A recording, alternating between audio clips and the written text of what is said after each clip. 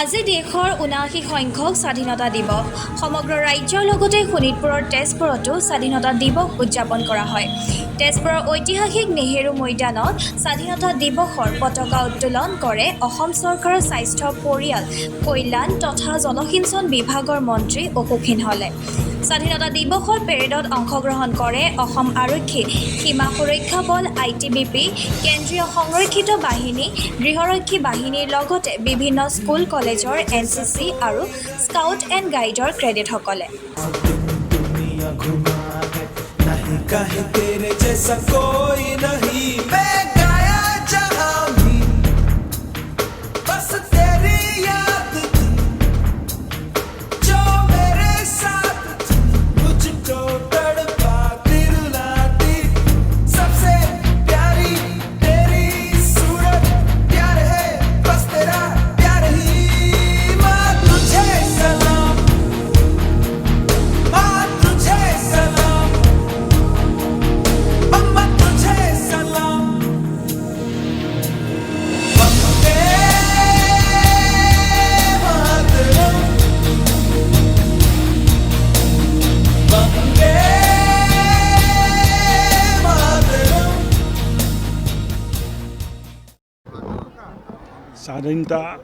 স্বাধীনতা দিৱসৰ উপলক্ষে আজি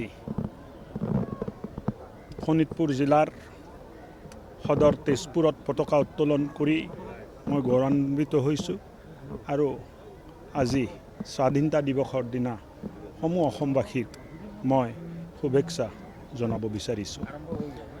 স্বাস্থ্য বিভাগে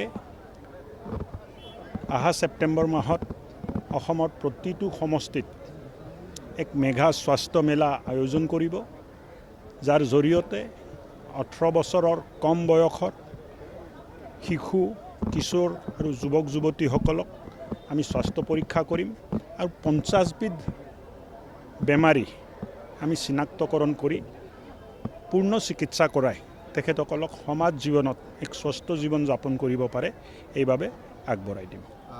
লগতে তাৰ পিছত ৭৫খন জেগাত ৭৫গৰাকী নাগৰিকে ৰক্তবান শিবিৰত অংশগ্ৰহণ কৰিব আৰু তৃতীয় কাৰ্যসূচী হ'ল ৭৫০০ TB বেমাৰী ৰোগীক আমি নিশ্চয় মিত্ৰ অৰ্পণ কৰিম।